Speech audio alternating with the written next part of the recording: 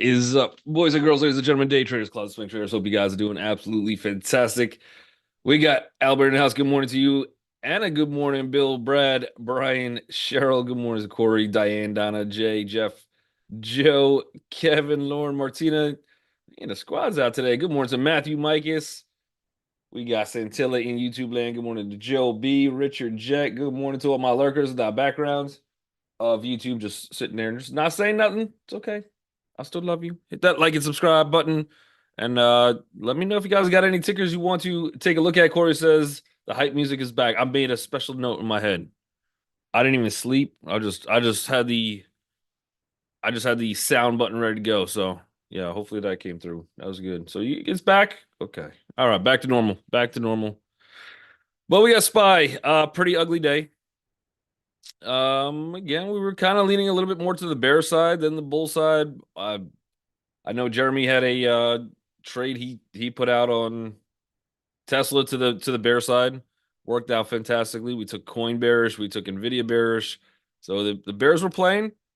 The bears were playing, the bears were paying. So pretty good day there. We did run into this 50 EMA on a daily for SPY. Do we really think, and we looked at this, I mean, this is not yesterday, 2 days ago, we had that inverted hammer right into that upper trend line, which was a long time support. We broke it. We came down. Massive gap trapped anybody from any of the bulls that came in for that breakout on 2 days ago, and then on Monday as well. I believe that's Monday, right? Yep. Monday, all those bulls got trapped. So trapped a whole bunch of people with this gap down yesterday that just continued to run. There was really no mercy for the Bulls. It was one of those days, and I think we said it too on the mic. We're like, this could be one of those days that just don't get that bounce, right? If it was coming in, it probably should have been somewhere around 544.32 ish. Should have held. We crushed right through it. They just didn't care. So where should we be today? That's the question. Dead cat bounce or not? And I'm gonna phrase it as dead cat bounce because I don't think we actually have a rally, sustainable rally. I think this gap is very difficult to fill. This gap we put in from yesterday, most likely very difficult to fill, although probably a little bit easier than that first one. I don't know.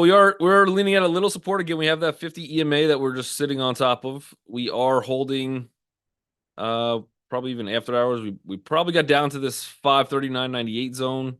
That's a level I look to hold. My imaginary gray line is back in play. We were talking about this one for a while on the way up. But that's right there back in play. We gapped over it, we held it. So watch to see if 538.90, a little longer term, wants to hold. And then if not, that's going to take us back into this 534.47 and maybe even down to this 528 longer term, 528.49. So just some longer levels to watch for if we really start to continue. Wave count wise, again, I don't know. We'll probably need a little more data, but if this is our one, this is our two. Watch out, this could be our three that we're sitting in. So three is usually the longest wave. If we get just continued momentum, just panic coming out. Okay, 4 or 5 takes us somewhere there, and then maybe look for our bounce or a new 5 wave down. So could still see a little bit more selling pressure. I think the only thing that really turns us around at this point is some good earnings. CMG tried. Chipotle tried to have some good earnings. That gave it all back. So even the good earnings not just kind of being overpowered by everything else at this point. Uh Pre-market, we are still gapping down, so we haven't actually even made any real bounce from pre-market lows. We have a little bit. That was about it. I'm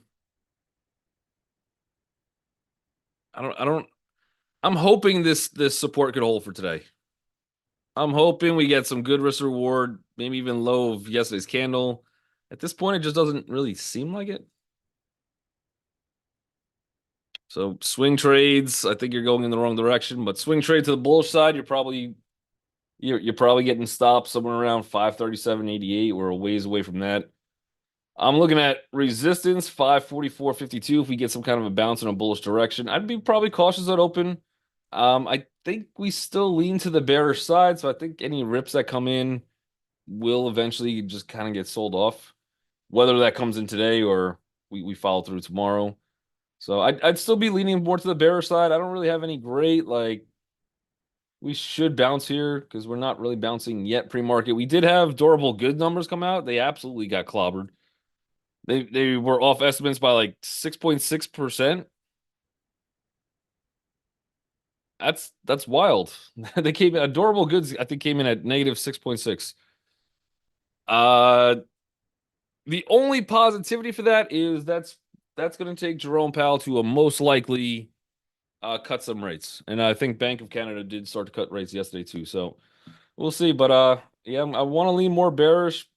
If we do get any type of bull run, any kind of bounce, watch that 544, 70, 544, 71, somewhere in that zone. Qs, at least the SPY had a tiny wick. I guess we had a little one on the Qs yesterday. Again, we just fell right into some kind of support. This is about where the SPY almost had support. And we crushed right through it yesterday. So it's possible, I think, for us to just. I think the momentum is all in the bearish direction at this point. So I think these levels are all going to probably hold us, give us some indecisions, maybe some false bounces. Ultimately, I think we do fall through a lot of these levels. Uh, the Qs, at least, though, is past the 50 at this point. So the next stop here is the 100. I still have my 200 sitting all the way down at 430, so that's still $33 away on the Qs. And granted, obviously the 200 will start to continue to move up and maybe meet in a happy middle somewhere, but yeah, not a huge wick at the bottom. There was no interest for bulls to buy this thing up. So probably more downward pressure. Look for some kind of resistance. So if we get some kind of bounce and you do want to try to play some fades, you're probably taking your gain somewhere around 467.23. If you want to sit on your hands, I get it.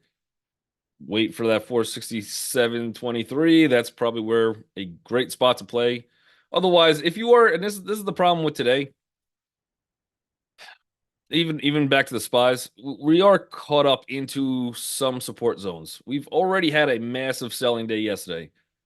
Uh, it looks still bearish to me. We're just not, we've kind of taken away the good risk to reward without any buying, without any retracement. So I still want to lean bearish. It's just not as, I think, fun as yesterday. We'll throw it like that. TLT,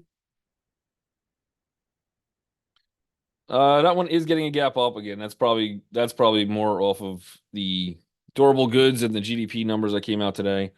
So that is pushing a little bit higher, right smack into that 200, about 50% retracement of yesterday's candle. So if TLT comes down, look for support somewhere around 91.65, and then we start hitting resistance around 92.59. So a little bit more of a tighter day on TLT.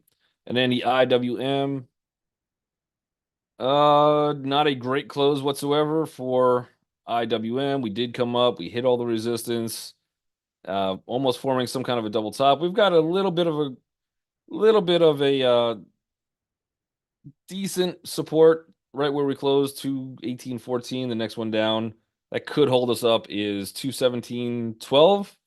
The problem with that 217.12 is this one should have been the retest into that. I think if we do continue to come down a little bit further, which looks like it, we most likely end up breaking that and then probably targets into this 213.76. So we still could sit through a little bit of pullback IWM. All right, let's see some of the tickers that you guys got this morning. So Albert, yep, CMG, we mentioned that. So we'll take a look at the actual chart. Their numbers, not bad. 0.022, so beat by 6.79% on the upside for earnings per share, and then we came in with 32.9 million surprise to the upside. So you guys are, I mean, not specifically you guys, but there's people that go, how come a company can beat on earnings? And again, this chart looks different. This chart looks different than some of the other ones that we were looking at where we have like the stock just running into all-time highs into earnings they have to deliver. This one's at least been pulling back. So you would think that some good numbers can run this thing up. It did. It just now pre-market pretty much gave most of it or all of it back. So none of these earnings are holding. But if we're looking at valuation on this company, I mean, you're about 40, I'd see the 42 or 44 times earnings for a restaurant business, which is usually priced somewhere around 15 times earnings. So the valuation is still just crazy on CMG. Um, and now we're getting momentum to the bear side. We're kind of running into we're facing maybe a little bit of a bear market all around, which is very hard for anything to do good, right? People aren't just willing to just throw money at something just because they like it. And you're fighting momentum and you're looking at it going, okay, this is kind of a little bit overvalued. I think with the amount of restaurants, I forget what the number was, but the amount of actual restaurants that they have, and I think they still have a great path to growth opportunities, but that growth has to catch up to the actual valuation of a company. But I think for right now, the valuation compared to market cap per store, each store is worth like $4 billion or something crazy. Like, okay, all right. Like if you really put it into perspective, and then obviously they do have plans to grow, they are growing, but they have to grow a lot just to even come into some kind of a fair valuation. So for me, I don't have this one in the long term. I'm just chilling on it. If I never pick it up, I never pick it up. But it would have to come down a lot for me to get interested into it. Other than that, just on a technical basis, we are below the 200, so that's gonna put that extra pressure. We're below every other single time frame on this one. Again, earnings were good. The numbers were good. They did come in with some surprise beats. It's just I think the stock is not quite matching where we're at valuation wise. Look for support around 51.35. If that ends up breaking, Chipotle will head down a decent amount more. So 49.64 would be the next level for potential support. Otherwise, to the higher side on this one. And again, you are facing good numbers. People do like Chipotle. I like Chipotle. I think it's good food. No issues with it. My issue is more valuation. But if this thing does start to get bid up, look for some kind of resistance around 52.28. This is one of those ones that it has again. I'd still be leaning in a bearish direction. You're gonna fight people going, hey, I don't know, good numbers on this one. So probably a little bit more to the chop-ish side, and then you do have a lot of people in this thing already short that might want to take some gains at open as well. So I think you get a little. I'd be leaning to the bearish side, but I think it's a little bit more to the chop best than anything else. We'll see. Tesla is very interesting. I was going over this one. Dang it, I took off the fibs. We were going over this one in the group in the class that I was teaching last night. And we did a pretty decent deep dive into this one.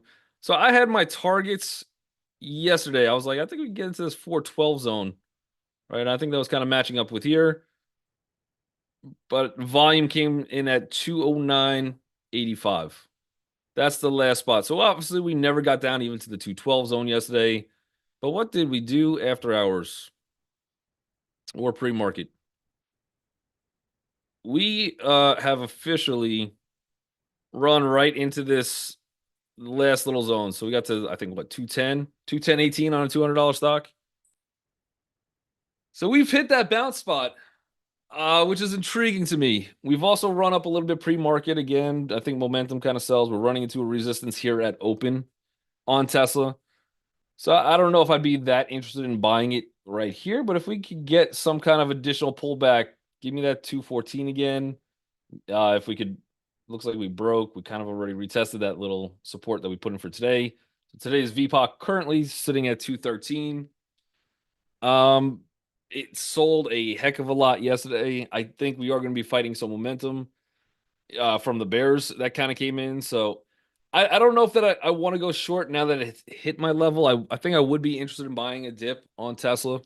I know it's a strange concept, but just because we got down to the zone I was really looking for us to get some kind of a bounce. The problem is now it already bounced. So I don't know if momentum comes back down and we end up breaking that level. Let's just see in the strange case that we can break this level today. We'll have a bit more room to go. Yeah, so this is sitting at I guess 210 on the daily. So perfect bounce actually. Um, the next level down 202.91, and then past that we're looking at like a 196.97. The other interesting thing on this chart is if we do run a fib on it, if you're looking for somebody who missed the big breakout run and just kind of sat on the sidelines and waited for your opportunity to buy it, this 207 zone, so very close to that 618. Not a bad location in here. We have the 50% retracement to 1957. So on the way back up, that's probably going to act as a little resistance. We're very close to that at open. So probably chops around. I think I'd still have to lean bearish until we start getting above. I'll call it 220, so we give ourselves an extra 50 cents. But I think we have a potential little dead cat bounce on Tesla. However, I don't think it's going to be probably that crazy today. Maybe a couple days of chop and then has to move. Coinbase. Coin. Santilla says DCA into Tesla. Yeah, I mean if you have, I'd make that case for anything. If you're not planning on selling anything, then you're finding good locations, dollar cost in average over time, and you'll be good. You'll be all right. The valuation on Tesla's kind of high, but depends on how you view the company. As a car company, kind of high. As a cyborg robo taxi shooting missiles out of their lasers, out of their eyes type of company, that's probably pretty undervalued, I will say. Coinbase is gapping down. We had a really good day trade. We pretty much I just took off all those lines, but yesterday we did trade right into this resistance. So we went short, pretty good price. It didn't really make us sweat too much. It was a quick kind of 1.2 R's on this one. We could have obviously captured a lot more, but I wasn't sure how bearish we were going to be. Hindsight, that was an easy one. Could have just went to the beach and left us shares short. But I believe even Bitcoin's kind of coming down, pulling back a little bit. I'm not loving the fact that we were past this 242.23, so look for that to be a little bit of resistance. We could get through it. Maybe we run out to this like 243.86. But at open, we're sitting right above the 20 EMA. We're starting to get that 50 kind of coming in a little bit. I do have support at 239 for right here. So I wouldn't mind playing a fade on this one. I don't know how easy it's going to be with a couple different levels of resistance. And then the question is Bitcoin going to bounce? Maybe, maybe not. But you do have a few levels as to why I probably wouldn't want to short Coinbase here. I think the short was yesterday, not today. If we start breaking through this 239, that's the level that I'm going to watch. If we do start breaking through that, again, we still have other moving averages coming in, but otherwise my target would be kind of down to this 231.43. And if we do honestly hit that, I think we most likely come in and we're looking for a gap fill down to 220 eventually. Just because this has been the breakout. That was the retest. If we're coming back for a retest, these bulls can't hold it. We're probably looking a little weaker. So Coinbase, we'll scoot it up higher. But I would actually be interested in more of a fade for this one. Tesla, probably a little bit more of a fade after just yesterday's kind of sell off. KDP. Yeah, I was like, this has got to be earnings play. Dr. Pepper. So they nailed the earnings per share to the penny. Nothing crazy there. And then they came in with a 8.86 million beat, which in reality, not a huge beat for them, but it is decent. It is a beat. Good double bottom. I don't know how many people are short on this company. So I don't think we're running to short squeeze potential, but I do see probably a little resistance ahead of us, 34.17. So I wouldn't be in this thing all in going bullish. I think there's going to be some people from that bought this retest into this is a 3-bar reversal, so that's a great spot for it to bounce. So some people that took a shot there, they're going to be profitable. I think most likely KDP fades today as opposed to continue going higher. But see if you could wait it out for that opening candle. See if you get in that 34.16 range. That's going to be your better spot to do it. But not usually a lot of volatility on KDP, so it might not be a huge move. Tim coming in with some foul language there. You got He's saying F gap down. Okay. All right. All right. Careful. Just because it's F. Ford. Some people in Ford right now who's investing in Ford, they are definitely saying the F word a lot. That's not a great gap. Oof. They're using some vulgar language for sure. Maybe they might not even be stopping with just the F. But you got a miss of 31% on earnings per share. That's rough. And then a small little beat, 14 million to the upside. Woo! That's also the sound effect the CEO probably made on the conference call. Uh, woo.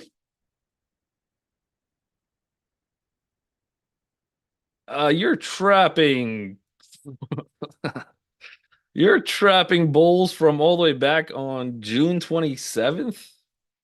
Ay, ay, ay. From yesterday and the 3 days leading up to it. That is a retest gap. I don't know how much that holds up. You are also at a little level of support, so great, fantastic. You're probably going to get bid up to this 1198 zone. I don't even see it going much further than that. Maybe I'm wrong, but we'll call it 12 for fun. Boy, you are trapping everybody on Ford right now. Uh-huh. Targets on this one probably takes us to about 1137, so it's not going to be, I don't think. I don't think it's immediate for the day. This is down already a lot. But as a swing trade, we start breaking 1137. I think we're going to see some numbers like American Airlines is looking at today. I'm going to put it. This is going to be fun to watch. Maybe if we could get bid up, we get a little bit better risk reward. Otherwise, that is a huge gap. We do have a little support here, but we are trapping everybody. Oh my goodness. That's brutal. Kevin says I may or may not have a share or two. All right. Just remember, if you do swear, have the swear jar, put $1 in each time. Um, is Ford going out of business? I don't think so. They'll probably survive. But since we are on Ford, let's go to AAL. So here's another company, been around forever. Airlines are just absolutely terrible investments over the years. Ford, I mean, we've had a couple breakouts, but a lot of the Ford breakouts, most of it came on like the fact that they were getting into EV. So like maybe not like the company itself, but like, I don't know. But AAL, previously we held great support on AAL, somewhere around 11 or 12. I did play this one. I played this one back here. I was out way too soon. I think I took like 10% on my made like 10% on the position and just bounced. But huge gap down here. I don't even think I saw this gap down. Maybe I did, maybe I didn't. I forget. Oh, when was this? This is May 29th. But huge gap down here, and we've just kind of sunk. We tried to hang into these levels again, $11. That would have been your fair spot to kind of look to buy, and then we broke. As soon as we broke, we're fighting. The trend is bearish to the downside, but we were back to these levels where planes weren't moving because of COVID. I think I remember reports that the plane itself was getting COVID at these points. So that's how far back we're going. Like that's how bad of a position the company was in at that point. And now we're looking at 2024, we're back there again. So crazy times. But AEL, I think momentum still to the bear side. I think I wouldn't be surprised if eventually we're looking at like 885, and if that breaks, it's getting ugly out there for AEL. They did put out, and this might have been the gap. They put out reports that they think travel season for this year is going to be a lot slower. So far, I will say that their prediction looks correct. Again, this is a retest gap. I don't know how I want to play AAL today. I think I'm obviously more bearish than bullish, but this is a little bit of a retest. Wouldn't mind the attempt on a fade, although it won't be my most comfortable trade. Maybe looking for like a 1.2, something like that. Let me get this a little higher. How we only got 3 minutes left? All right, let me see. MU. I see a couple people saying MU. Let's take a look at this one. Another one which is absolute terrible bearish momentum. I'm pushing this one on the list for a fade though. An absolute fade higher. Lots and lots of selling. We're coming into a good last hurrah for bulls. I think even at open, I could probably make some kind of like before open, I could probably go bullish entry here. Bullish, and I'm just picking arbitrary spots. I think if we start breaking down that previous candle, most likely we look for that gap fill. So bulls are going to try to defend this wholeheartedly. This would be my stop. Cindy says you can't trade MU. That, according to the profit losses on any trades I've taken, that is correct. That is correct. Yep. But it doesn't mean I can't show up and try again, you know? First, if you don't succeed, wipe yourself off and try again. Try again. Except it just never works. I could get targets up to here. Good range. That doesn't even cover that full gap fill, but I think my targets for today would be about 109.45. Uh, I'm getting myself about $1.50 on the stops. Hold on a second. Hold on a second. I don't know how soon I want to take this one. We can wait till the bell rings, but I like that one a lot. Keep in mind, yeah, disclaimer, it's going to lose. It's not going to win. It's not going to win. Just know that. Lululemon also gapping down. Big move here. Again, we've kind of blown through all the volatility. We've got uh no real support. I probably last Thursday, by the way, guys, I'm in the afternoon room today. So if you guys want to take a look at tickers, but we drew this one out in, I think it was one of the afternoon rooms that I did, maybe the last one for Lulu. If I didn't take it, we took, I don't know, something else probably instead. I forget. But this one would have triggered. This one, we would have had a 2R target at 245. Looks like it is making its path down to there. So it does probably come lower. I was looking at the chart. Yeah, we do have a little 262. That's why. Target I wanted a little bit higher. Yep, target I wanted into this like 252 zone, 254, 255. So we're getting a little close. Again, this is a fadeable stock. I think we could probably fade this one for a good win today. Again, I don't know if there's some earnings, but quite the little gap down. I did start to Santilla said dollar cost average, so I took her advice on that one. I got in at 305 only for 1 month's deposit, and I'm comfortable with it. Longer term picture, they do make money. They do have good cash flow, like really good cash flow. So I don't know. I don't know anything about fashion. Maybe the trend ends and it just goes to zero, but I don't think so. Anyway, that is the morning bell. So everybody out in YouTube land, make sure you guys hit that like